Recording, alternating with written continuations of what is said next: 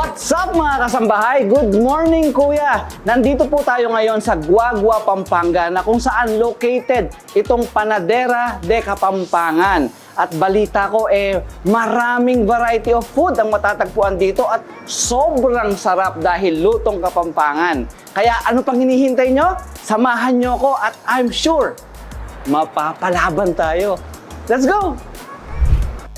Ang Panadera de Kapampangan ay matatagpuan sa Olongapogapan Road, San Juan Nepo, Betis, Guagua, Pampanga.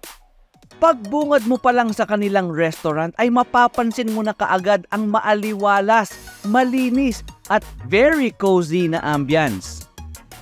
Dito, dahil nga buffet style ang ganap, makakakita kayo ng iba't ibang drinks at variety of food na siyempre lutong Kapampangan.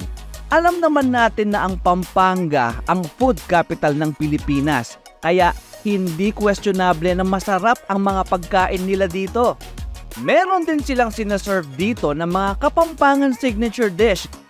Hindi mawawala ito, ang burong Kapampangan.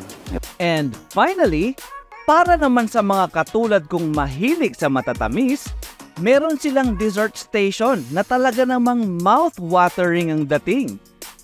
Sa dami ng mga sinaserve nila dito, mga kasambahay, sigurado hindi mo alam kung anong uunahin mo.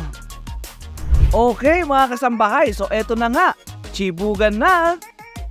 Buti na lang talaga at hindi ako nag-almusal, kaya talagang mapapalaban tayo sa araw na to.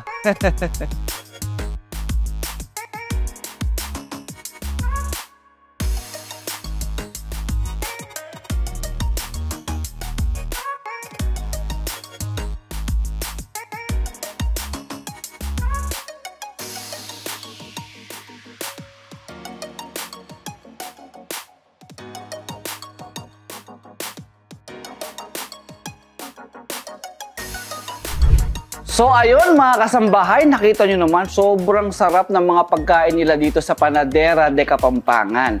At bukod dyan, meron po silang ipinagmamalaking ensaymada. Ayan.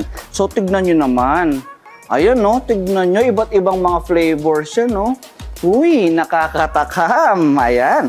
So if you're along the area, San Fernando, Guagua, Lubao, or even NCR at napadpad kayo dito sa Pampanga, visit Panadera de Kapampangan. Dito lang yan sa Olongapogapan Road, San Juan Nepo, Betis, Guagua, Pampanga. Ayan. So, okay. Hanggang dito na lang po muna. Until the next episode of Food Trip.